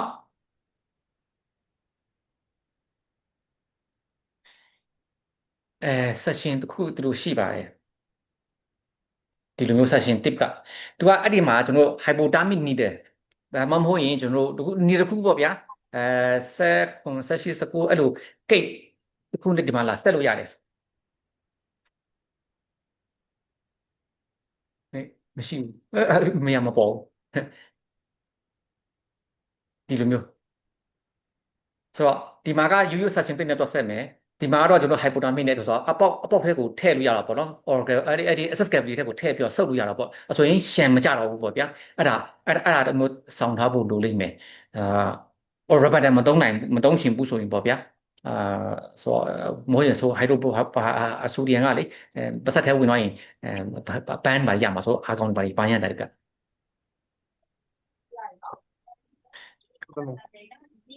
chlorhexidine တုံးတယ်ကျွန်တော်ကတော့case တိုင်းတော့မတုံးဘူး emphatic case ပေါ့နော် epical ဟိုပါပေါ့နော် lesion ရှိတဲ့ဟာ epical lesion ရှိတဲ့ဟာ pus ရှိတဲ့ဟာအမျိုးဆိုရင်တော့ကျွန်တော် chlorhexidine ကိုတုံးတယ်sodium hypochlorite တုံးလိုက်တယ်ပြီးဆိုရှင် final ကြလို့ရှင်ကျွန်တော်ဟိုနဲ့ဆေးလိုက်တယ်normal saline နဲ့ဆေးပြီးဆိုရင် chlorhexidine ကိုပြန်တုံးတယ်2%တုံးလိုက်တယ်တုံးပြီးရင်ကျွန်တော်ပြန်ပြီးတော့ educate လုပ်တယ်ပြီးရင်ကျွန်တော်က3မျိုးတုံးတယ်sodium hypochlorite တုံးတယ်ပြီးရင်ဆေးလိုက်နဲ့ပြန်ဆေးတယ် chlorhexidine ပြန်တုံးတယ်ဆေးလိုက်နဲ့ပြန်ဆေးတယ်ပြီးရင်ကျွန်တော်တိုင်းအုပ်လေစာနဲ့ထပ်ပြီးတော့ disinfect လုပ်တယ်3မျိုးတုံးပြီးမှကျွန်တော်ကပိတ်တယ်ပုံမှန် case ပေါ့နော် vital မှာဆိုရင်တော့ကျွန်တော် chlorhexidine မတုံးပြ lingually inclined တွတ်တင်မှာတဲ့ access cavity ဖောက်ရင်ပါရီဆောင်ရဆို lingually inclined lingually inclined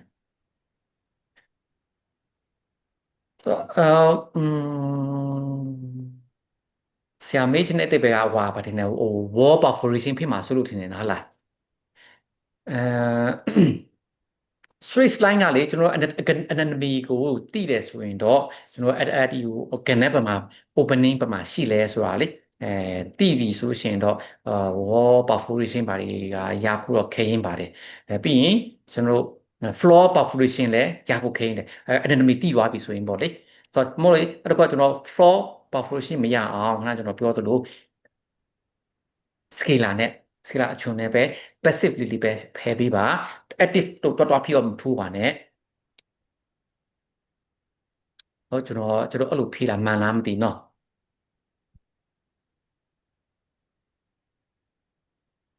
ကနေတစ်ခုခွဲတာခဏကျွန်တော်ပြောပြီးပြီခင်ဗျကနေကလေ1 ကနေ2 opening အဲ့လိုခွဲသွားတာဟာဆိုရင်ခဏကျွန်တော်ပြောတဲ့အတိုင်းပဲကနေတစ်ခုကိုအရင်ဆုံးပိတ်တယ်ပိတ်ပြီးပြီဆိုလို့ရှိရင်ကျွန်တော်တို့ GP pen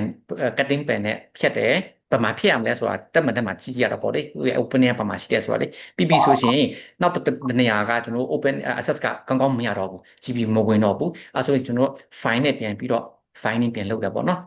recapitulate ပြန်လုပ်တာပေါ့နော်ပြီးမှပဲကျွန်တော်တို့ပြန်ပြီးတော့စီလိုက်ပြန်ထည့်ဟွာလုပ်တာပေါ့လေGP ပြန်ပိတ်တာပေါ့လေလို့သူကနေလို့ပေါ့နော်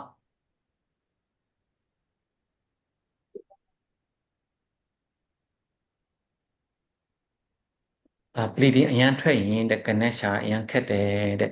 อื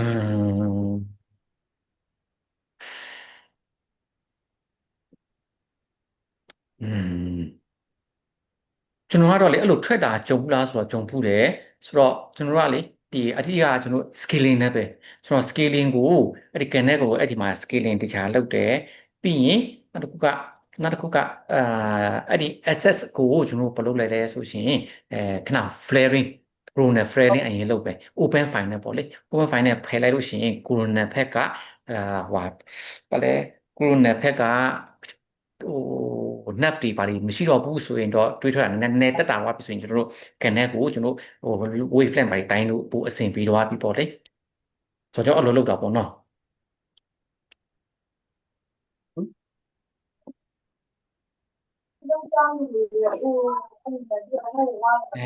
instrumentation ကြောင့်မဟုတ်ပဲတဲ့အစကတည်းက latch light connect တွေရှိတတ်လားဆိုတော့ကျွန်တော်လေ latch အဲ့ဒါမဟုတ်ပဲနဲ့ကြာတာလေ cup ဖြစ်သွားတာလားဒါမှမဟုတ်ရင်အဲ့ဒါမှာ obstruct ခု connect obstruct constrict ဖြစ်သွားလို့လားဆိုတော့ latch မဟုတ်ပဲနဲ့လေအဲ့လိုများဖြစ်ဖို့ဟိုပေါ့ကျွန်တော်ထင်အောင် latch တော့မဟုတ်ပဲနဲ့လေobstruct တစ်ခုဖြစ်သွားလို့ပေါ့နော်တန်တင်းဒီတာလေဟုတ်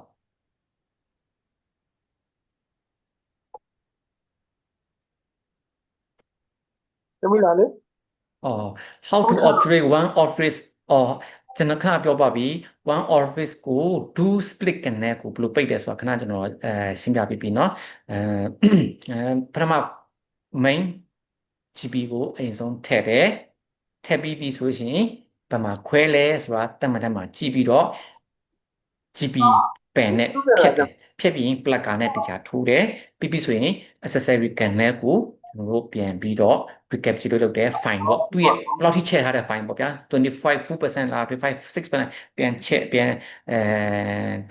ပြီးတော့ recapitulate လုပ်တယ်wavelength ရပြီကျွန်တော်တို့ canal length ရပြီ working length ရသွားပြီဆိုရင်တော့ GP နဲ့ပြန်ပိတ်တယ်ပေါ့နော်နောက်တစ်ချောင်းပြန်ပိတ်တယ်ပေါ့ accessory connect ကိုGP ကုန်းကို obturation မလုပ်ခင်ဆိုတဲ့ program နဲ့ closing နဲ့စိမ့်တာမှန်လားကျွန်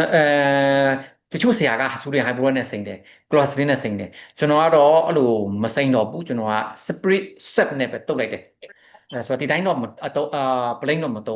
မပိတ်ဘူးကျွန်တော်ကတော့ split နဲ့တုတ်ပြီးတော့လေးပို့လိုက်တာမြင်နေပေါ့ဗျာပုံမှန်ဆိုရင်ကျွန်တော်တို့ YouTube မှာတို့ကြားထဲမှာဆရာတွေကsodium hypochlorite ကိုစိမ့်ကြတယ်sodium hypochlorite ကိုသူကဘယ်နှမိနစ်လဲပြီးစိမ့်တာကျွန်တော်တွေ့တာလေသူတို့ပြောတာလေဆိုတော့ကျွန်တော်ကတော့မစိမ့်ဘူးကျွန်တော် split ပဲတုတ်တယ် split swap နဲ့ပဲတုတ်တယ်စိမ့်တင်တာပေါ့ပေါ့ဆိုတော့ကျွန်တော် GP တွေကဟိုကဘာမှမဖြစ်တာတော့တတ်မှမတတ်တာလေနော်ဟုတ်ဆရာဟုတ်ကျေးဇူးတင်ပါတယ်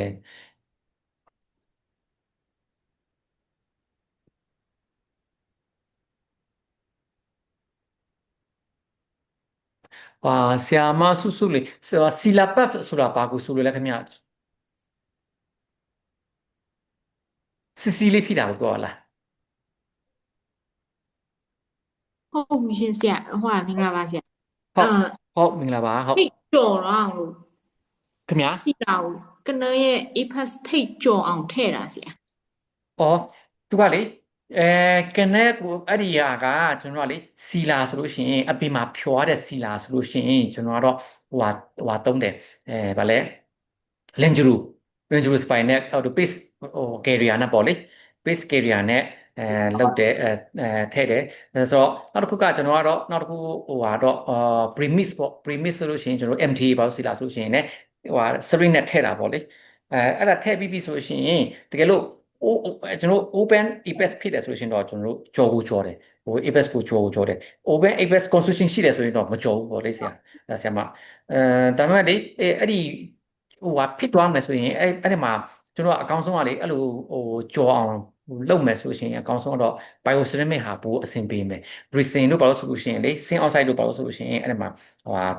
tissue toxicity ရမှာဆိုလို့ပါဆရာမ ဟုတ်ကဲ့ပါဆရာကျေးဇူးအများကြီးတင်ပါတယ် ဟုတ်ဆွေးနွေးပါလေဆရာမ အဲ့ ကနန်းတစ်ခုပဲဟုတ်ကဲ့ဟုတ်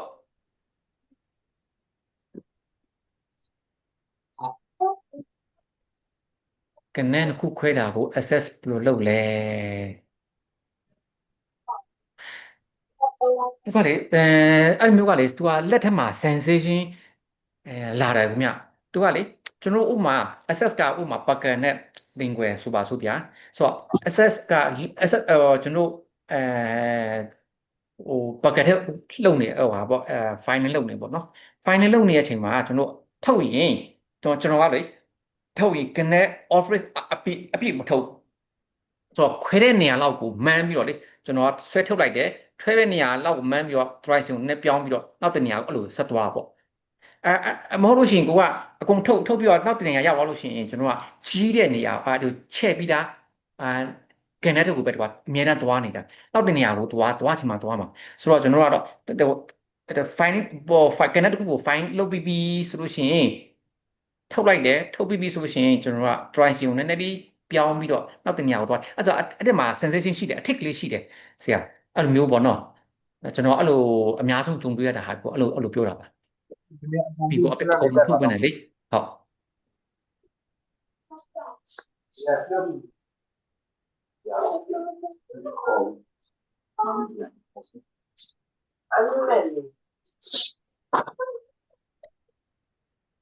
ဟုတ်လားဟုတ်လား ဟုတ်မေးချင်တဲ့ဆရာဆရာမများရှိအောင်မလားခင်ဗျာပြီးရင်အခုကျွန်တော်အမေးဖေးကလေဒါကျွန်တော်ရဲ့ဟိုအတွေ့အကြုံပေါ့နော်မားရင်လည်းမားနိုင်တယ်ဆိုတော့ဆရာမတို့ဒီလိုဆရာမတို့စီမှာအကြံဉာဏ်ကောင်းကောင်းလေးရှိရင်လည်းကျွန်တော်ကိုတင်ပြပေးပါကျွန်တော်အဆင်ပြေကျွန်တော်လက်ခံကျင့်သုံးမှာပေါ့လေ ရေးစားအောင်မဖေကဖေခါနာလို့ယူလာတာခါအောက်ခါအေးရမဟုတ် ဆရာ ဟုတ်ဆရာမအားလုံးကိုလည်းကျေးဇူးတင်ပါတယ်ခင်ဗျာကျွန်တော်ဒီမှာပဲရက်ခွင့်ပြုပါနော် ကျေးဇူးတင်ပါတယ်ဆရာ ကျေးဇူးတင်ပါတယ်ဆရာစိတ်ရှိလက်ရှိနဲ့ ဟုတ်ကဲ့ကျေးဇူးတင်ပါတယ်ခင်ဗျာ ကျေးဇူးတင်ပါတယ် ကျွန်တော်အဲ့ဒါကို